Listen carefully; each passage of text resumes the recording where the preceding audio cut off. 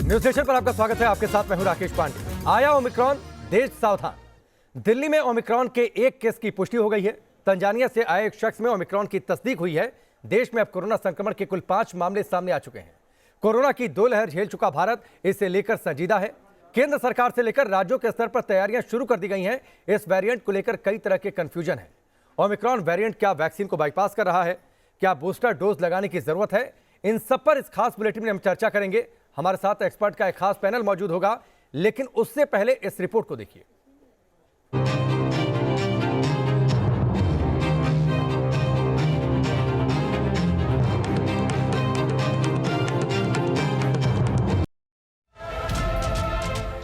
हिंदुस्तान में ओमिक्रॉन की टेंशन, क्या डेल्टा वेरिएंट की तरह ओमिक्रॉन का भी खौफनाक कहर देखने को मिलेगा?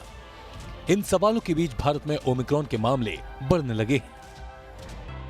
कर्नाटक, गुजरात, महाराष्ट्र के बाद अब दिल्ली में भी ओमिक्रॉन की एंट्री हो गई है। यानी भारत में ओमिक्रॉन के 5 मामलों की पुष्टि हो चुकी है। देश के 4 राज्य इससे प्रभावित हैं। ओमिक्रॉन का पॉजिटिव है जी। ये तंजानिया से आए थे और 12 लोगों की जिनोम सीक्वेंसिंग की प्रीलिमिनरी रिपोर्ट आ चुकी है, शुरुआती रिपोर्ट आ चुकी है। उसमें से 11 को नहीं, ओमिक्रॉन नहीं है, नॉर्मल कोरोना है। और ओमिक्रॉन का पहला मामला दिल्ली में आया, ये कह सकते हैं? हाँ, दिल्ली में पहला है और देश में शायद ये 5वां कह सकते हैं। इसके अलावा कर्नाटक के बेंगलुरु में 2 केस की पुष्टि हुई है। वहीं गुजरात के जामनगर में ओमिक्रॉन का केस कंफर्म हो गया है। मुंबई से भी 1 केस की पुष्टि हो चुकी है। जामनगर में से मिला है, वो ओमिक्रॉन वेरिएंट में पॉजिटिव मिला है। उसके हिसाब से उसको आइसोलेट किया गया है। उसके ऊपर हम नज़र रख रहे हैं। जहां वो रहते थे वहां पर जो है हमने माइक्रो कंटेनमेंट जोन बनाया है। गुजरात में जो केस कंफर्म हुआ है दक्षिण अफ्रीका से अहमदाबाद वाया दुबई पहुंचाने वाले शख्स का है। गुजरात में केस कंफर्म होने के बाद एयरपोर्ट पर चौकसी बढ़ा दी गई है। से ओमिक्रॉन आ जाता है अपने इंडिया में, जैसा कि आ चुका है, पेशेंट एडमिटेड हैं, इसकी वजह से थर्ड वेव आती है तो हमारा हेल्थ केयर सिस्टम पूरी तरीके से अस्त व्यस्त हो जाएगा, क्योंकि ऑलरेडी रेजिडेंट हमारे पास बहुत कम है। आज ओमिक्रॉन के पॉइंट ऑफ व्यू से हेल्थ सेक्टर को स्ट्रेंथन करने की जरूरत है। हमारे 2/3 डॉक्टर ही बचे हैं। तो हम भी ये चाहते हैं, गवर्नमेंट से भी एक अपील है कि एक अगर बूस्टर डोज अगर इसमें अगर कुछ एडवांटेज देगी तो गवर्नमेंट एक सेंटर के लेवल पे एक कमेटी बनाए और जिसको रिव्यू करे। हिंदुस्तान में सबसे बड़ी चिंता संदिग्ध मामलों को लेकर है। अलग अलग शहरों में संदिग्धों के मामले हैं। इन शहरों में दिल्ली भी शामिल है। देश के दूसरे शहरों में संदिग्धों के आंकड़े लगातार बढ़ रहे हैं। मुंबई में संदिग्ध मरीजों की संख्या 14 है। जयपुर में दक्षिण अफ्रीका से लौटे एक ही परिवार के 4 लोग कोरोना पॉजिटिव मिले हैं। उनके संपर्क में आए 5 लोगों की भी कोरोना रिपोर्ट पॉजिटिव आई है। ओमिक्रॉन की दस्तक हो रही है। जानकारों के मुताबिक वैक्सीनेशन ही कोरोना के कहर से आपको प्रोटेक्शन दे सकता है। लिहाजा वैक्सीनेशन सेंटर्स पर लोगों की खासी भीड़ देखी जा रही है। कोरोना के संदिग्धों को लेकर दक्षिण के राज्यों की अपनी समस्या है। ये बेहद गंभीर है, चिंता बढ़ाने वाली है। कर्नाटक में 10 संदिग्ध मरीज लापता हैं। वहीं आंध्र प्रदेश में विदेश से लौटे 30 यात्रियों का अता पता नहीं है। प्रशासन अपनी ट्रेसिंग में जुटा है। कर्नाटक में ओमिक्रॉन की पुष्टि के बाद सरकार की तरफ से सख्ती भी बरती गई, कुछ पाबंदियां भी लगाई गई हैं। डेल्टा वेरिएंट के बाद ओमिक्रॉन दुनिया के लिए नई चुनौती के रूप में उभरा है। हालात नहीं बिगड़े, इसके लिए जानकार एहतियात बरतने की सलाह दे रहे हैं। अहमदाबाद से पूरब पटेल और बेंगलुरु से यासिर मुश्ताक के साथ Rahul Dabas, news nation, Delhi. Omicron की दहशत के बीच सवाल तो सबसे बड़ा यही है और डर लोगों के जहन में सबसे बड़ा यही कि क्या 2022-2021 की तरह तो नहीं होगा। 4 एक्सपर्ट हमारे साथ जुड़ चुके हैं। डॉक्टर स्वाति माहेश्वरी हमारे साथ हैं, सीनियर फिजिशियन हैं। डॉक्टर प्रवीण गर्ग हैं, सीनियर फिजिशियन। डॉक्टर आशीष तिवारी हैं। डॉक्टर मनोज कुमार हैं, जो कि डायरेक्टर हैं मैक्स अस्पताल के। डॉक्टर मनोज, सबसे पहले आपके पास और सबसे पहला सवाल यही, दिल्ली में ओमिक्रॉन की दहशत, दस्तक, एलएनजेपी में एक मरीज एडमिट है जिसमें ओमिक्रॉन की पुष्टि हो गई है। लोग दहशत में हैं और डर सबसे बड़ा यही है कि 2022 कहीं 2021 की तरह तो नहीं होगा। अभी ये कहना तो थोड़ा मुश्किल है, बट ये बहुत बड़ी बात है कि यहाँ आज पहला केस पॉजिटिव ओमिक्रॉन पाया गया। आप देखिए करीब 23 महीने गुजर गए हैं जब पहला कोविड का केस मिला था, और ये समझिए कि नया चैप्टर कोविड पैंडेमिक में ओमिक्रॉन जो है ओमिक्रॉन ऐड कर रहा है। और इसमें सब चिंता की विषय है। चिंता की विषय इसलिए है कि जो भी वायरस में जो म्यूटेशन है, जो स्वरूप बदला है, समझिए कि वायरस ने काफी एडवांटेज लिया है। और जो एक्सपेरिमेंटल डेटा हैं, जो लेबोरेटरी डेटा हैं, जो हम लोग पॉलीम्यूटेंट जो वायरस के स्ट्रेन से देखते हैं, या जिसपे आर्टिफिशियली इंजीनियर्ड वायरस जिसमें स्पाइक प्रोटीन पे म्यूटेशंस किए गए थे, उनकी ट्रांसमिसिबिलिटी बड़ी हाई देखी गई है। तो इसमें भी करीब करीब 30-32 म्यूटेशंस हैं। खास करके एक फ्यूरिन क्लीवेज साइट पे जो म्यूटेशन है वो इसकी ट्रांसमिसिबिलिटी को डेफिनेटली बढ़ाएगा। तो एक चिंता का विषय तो है, इसमें कोई शक नहीं है, लेकिन पैनिक का विषय नहीं है, क्योंकि ये उसी तरीके से डेल्टा वायरस की जो अप्रैल में हुई थी, अप्रैल मई में, वैसी मतलब विध्वंसकारी होगा, वैसा होगा, ऐसा कहना अभी टू अर्ली होगा। बट डेफिनेटली अभी काफी सावधानी बरतने की जरूरत है, क्योंकि जिस तरह की ट्रांसमिसिबिलिटी इसकी बढ़ रही है और जिस तरह से ये माना जा रहा है कि इम्यूनिटी को इवेड करेगी, वैक्सीन जो है सीवियर केसेस को, हॉस्पिटलाइजेशन को, आईसीयू एडमिशन और डेथ को डेफिनेटली कम करती है। शायद वो इस पे भी कारगर रहे, लेकिन अभी भी ये देखना मुश्किल है, क्योंकि कुछ इसी तरह के जो प्रयोग हो रहे हैं लेबोरेटरी में देखा गया है कि जहां बहुत ज्यादा म्यूटेशंस होता है वहां एंटीबॉडी न्यूट्रलाइजेशन खत्म हो जाती है, बट सेल मीडिएटेड इम्यूनिटी काम करती है। तो हमें अभी सजग रहना है, कोविड एप्रोप्रिएट बिहेवियर को पालन करना है, बट निश्चित तौर पे अभी बहुत ही ज्यादा सजग रहने की जरूरत है। ठीक है डॉक्टर स्वाति, एक सवाल और आपसे, जो अभी तक केसेस सामने आए हैं, चाहे हिंदुस्तान के हम केसेस की बातचीत कर रहे हैं या दुनिया में, बहुत ज़्यादा सीवियर केस देखने को मिले नहीं हैं, सिम्टम्स माइल्ड देखने को मिले हैं, तो क्या जो दहशत है वो बहुत अच्छी नहीं है? बेवजह वो दहशत फैलाई जा रही है क्योंकि सिम्टम्स माइल्ड है? देखिए राकेश जी, मैं ये बोलूंगी कि बहुत अच्छी बात है कि अभी तक माइल्ड केसेस सामने आए हैं, लेकिन आगे चलकर ये तस्वीर नहीं बदल सकती, ऐसा भी हम अभी नहीं कह सकते, क्योंकि जब बहुत तादाद में लोग इन्फेक्टेड होते हैं, और खास तौर से अभी साउथ अफ्रीका में यंग लोग ज्यादा इन्फेक्टेड हुए, और भारत में भी जो हम देख रहे हैं वो कोमॉर्बिड या जो है ज्यादा बुजुर्ग नहीं है, लेकिन जैसे जैसे वायरस जो है वो जंप करता है यंग लोगों से बड़े बुजुर्गों की तरफ, इम्यूनो कॉम्प्रोमाइज्ड की तरफ, तब उसकी तस्वीर क्या रहने वाली है ये अभी क्लियर नहीं हुआ है। वहीं आप देखिए, अभी साउथ अफ्रीका के जो साइंटिस्ट हैं उनका ये भी कहना है कि 5 साल से छोटे बच्चों में उन लोगों ने काफी संक्रमण देख रहे हैं वो अब। तो ये भी एक चिंता का विषय है, जो आने वाले समय में धीरे धीरे और क्लियर होगा कि बच्चों में किस तरह के लक्षण दिखाई दे रहे हैं, क्या माइल्ड लक्षण है, क्या उनमें कोई और सीवियर डिजीज आगे तो नहीं हो रही। देखिए ये याद रखिए कि डिजीज का भी एक कोर्स होता है जो कि 2 से 4 हफ्ते का होता है, और अभी क्योंकि नए नए केसेस मिलने शुरू हुए हैं, तो वो किस तरह से लोगों में पैटर्न दिखा रहा है ये भी अभी अध्ययन करने की जरूरत होगी। और इसीलिए आने वाले ये जो 1-2 हफ्ते हैं, इनमें हमें और बेहतर तस्वीर इसकी उभर करके सामने आएगी कि वायरस किस तरह से रिएक्ट कर रहा है, क्या ये माइल्ड फॉर्म में ही रहने वाला है या ये हमें कुछ सीवियर फॉर्म्स भी दिखाने का अंदेशा हो सकता है।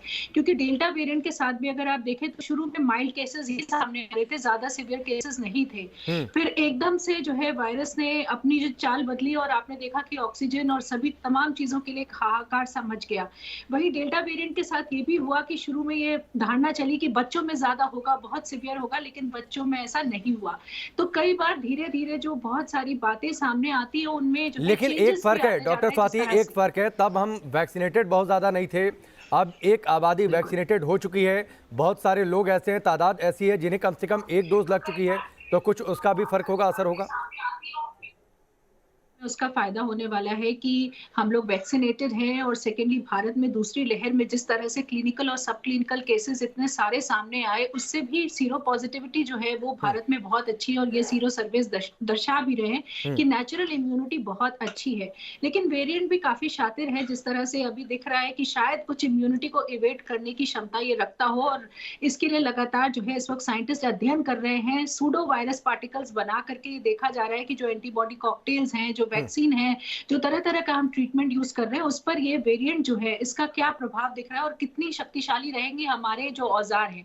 इसलिए अभी हमें लेकिन ये जरूर मान करके चलना चाहिए कि वैक्सीनेशन जो है वही एक ऐसा औजार है जो हमें सुरक्षित रख सकता है, जो हमें सिवियरिटी ऑफ डिजीज से बचा सकता है।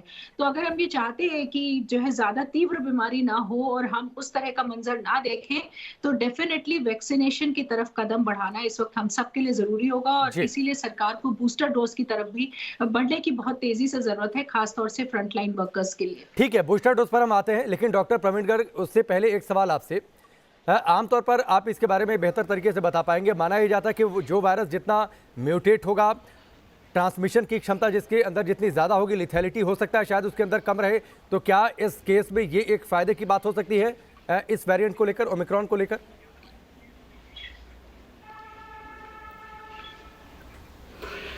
देखिए राकेश जी, ये जो ओमिक्रॉन नया वेरिएंट वायरस आया है, पहली बात तो ये कि साउथ अफ्रीका में ये अभी 1 महीने से ही इमर्ज हुआ है। और जो बाहर स्टडीज़ आ रही है वो साउथ अफ्रीका में सेलेक्टेड ग्रुप्स पे ही देखी गई है। जो यंगर ग्रुप है, अब वो उनमें से कुछ लोग वैक्सीनेटेड नहीं है, कुछ लोग वैक्सीनेटेड है। तो अभी आज की तारीख में इस बारे में एक ब्रॉड गाइडलाइंस बना लाना कि ये वायरस जब म्यूटेट हुआ है ये आगे चल के बहुत ख़राब होगा या नहीं होगा, इस बारे में आज की तारीख में कह पाना बहुत मुश्किल बात होगी।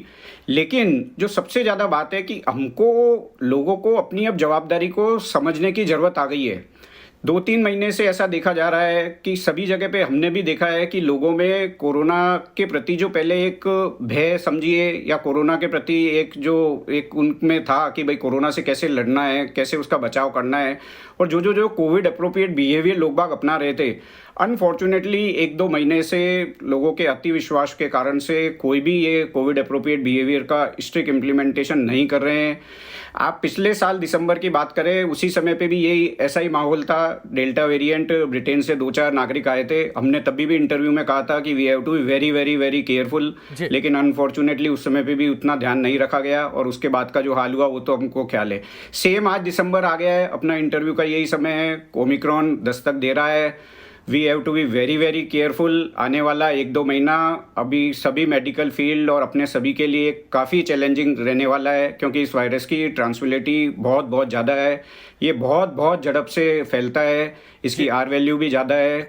इसलिए we have to be very very careful and watchful in coming years, coming months. ठीक है डॉक्टर आशीष तिवारी, समय चुनौती भरा ज़रूर है, लेकिन मिलकर इसका मुकाबला किया जा सकता है। एक सवाल जिसका जिक्र डॉक्टर साहब कर रहे थे, पिछले साल और इस साल में एक बड़ा फर्क है कि एक बड़ी आबादी वैक्सीनेट भी हुई है, लेकिन एक सवाल वैक्सीनेटेड लोगों के जहन में है कि क्या ये वायरस पूरी तरीके से बेअसर तो नहीं करेगा वैक्सीन को, एफिकेसी कितनी होगी, इस पर बहुत लोग चर्चा कर रहे हैं।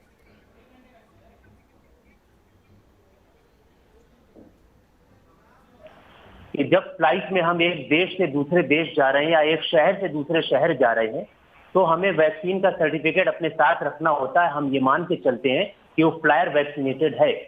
अब जब पैन वर्ल्ड यानी कि हर देश में इसके केसेस मिलने लगे हैं, यानी कि जहां से ट्रांसमिट हुआ होगा ओरिजिन से, वो वैक्सीनेटेड लोगों के थ्रू ही हुआ होगा, ये एक इंडिकेशन दे रहा है कि वैक्सीन को इवैट कर रहा है, वैक्सीन को सरपास कर रहा है।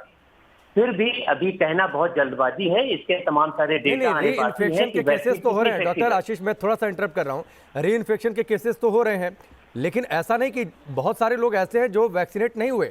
मुंबई का जो केस है वो वैक्सीनेटेड नहीं था। दोनों बातें हैं। अब ये वैक्सीनेट नहीं था, ये इंटरनेशनल फ्लाइट में कैसे चढ़ा, ये एक अलग विचार होगा। आमतौर पर वैक्सीनेटेड चलते हैं, तो इससे एक क्लू मिलता है कि वैक्सीन को भी ये इवैट कर सकता है। तो इसलिए इससे ये इंफरेंस निकलता है कि वैक्सीन अगर हमने लगा ली तो हमें ये नहीं मानना चाहिए कि हम सेफ हैं, नहीं हो सकता है। वैक्सीन लगने के बाद भी हमें जो कोविड एप्रोप्रिएट बिहेवियर है उसको पूरी तरह से फॉलो करना ही चाहिए। और जिन्होंने एक डोज ली है उनका जब शेड्यूल हो दूसरी डोज में, और जैसे हमारे तमाम डॉक्टर्स ने कहा कि जो फ्रंट लाइन वर्कर्स हैं, डॉक्टर्स हैं, इनके लिए बूस्टर डोज का प्रोविजन होना ही चाहिए, ताकि कम से कम हम इनको सेफ गार्ड कर सकें। आने वाला समय ड्रामेटिकली चेंज हो सकता है ये माइल्ड हो और ये निकल जाए, लेकिन हो सकता है कि डेल्टा की तरह ये भी टर्न ले ले।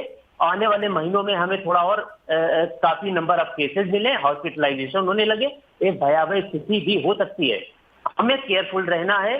जो हमारी वेव्स आ चुकी है, अगर इनसे हम सबक नहीं ले पाए तो फिर हमें कोई सबक दे भी नहीं निश्चित तौर पर। और मुझे लगता है कि सरकारों ने शायद सबक लिया है, क्योंकि देखिए लगातार बैठकें हो रही हैं, इंतजामात किए जा रहे हैं कि अगर केसेस बढ़ते हैं तो कैसे उन्हें टैकल किया जाए, किस तरीके से हॉस्पिटल में जो दूसरी लहर में ऑक्सीजन या फिर दूसरी उपकरणों की कमी देखने को मिली थी, वो स्थिति दोबारा तो कम से कम ना आए, इसके लिए सरकारें सतर्क लग रही हैं। आप सभी हमारे साथ बने रहेंगे। यहाँ पर रुकेंगे ब्रेक के लिए, जल्द वापस लौटते हैं।